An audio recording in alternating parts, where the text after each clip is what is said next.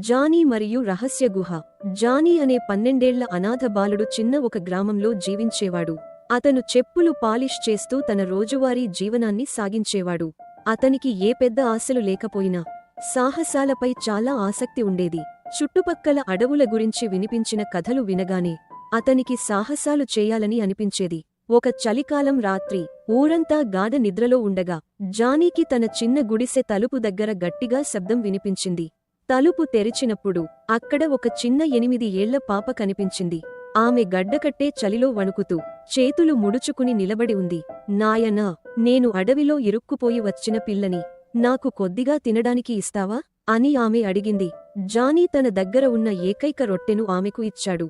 ఆమె కృతజ్ఞతతో నవ్వుతూ, నువ్వు గొప్ప హృదయం కలవాడివి. నీ దయకి నేను నీకు ఒక రహస్యం చెబుతాను అని చెప్పింది. ఆమె జానీకి ఒక పాత నాణెం ఇచ్చి, ఇది నీకు ఒక గుహలో దారి చూపిస్తుంది. ఆ గుహలో నీ జీవితం మారే ఖజానా ఉంది.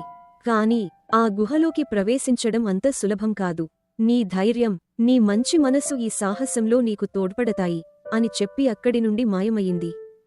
జానీ ఆ రాత్రే నాణెం చూసి కుతూహలంతో చివరికి నాణెం మెరుపులు చూపించిన దిశలో వెళుతూ ఒక ప్రాచీన గుహ తలుపు చేరుకున్నాడు. గుహలో అడుగు పెట్టగానే జానీకి అనేక అవరోధాలు ఎదురయ్యాయి. బహుళ గదులు, మాయ మంత్రాలతో నిండిన మార్గాలు కనపడగా అతను ధైర్యంగా ప్రతి అవరోధాన్ని అధిగమించాడు.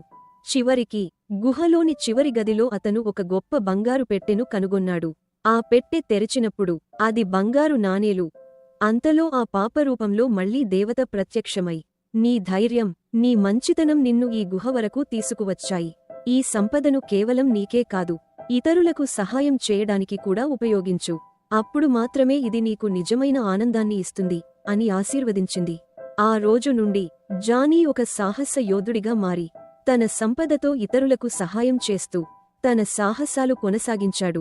నీతి, ధైర్యం, మంచితనం మరియు త్యాగం మనకు ఊహించని మార్గాల్లో విజయాన్ని అందిస్తాయి. ఈ కథపై మీ అభిప్రాయాన్ని కామెంట్ సెక్షన్లో తెలియజేయండి. ఈ వీడియో నచ్చితే ఒక లైక్ చేసి ఇలాంటి మరిన్ని మంచి కథల కోసం ఫేబుల్ నెస్ట్ని ఫాలో అవ్వండి.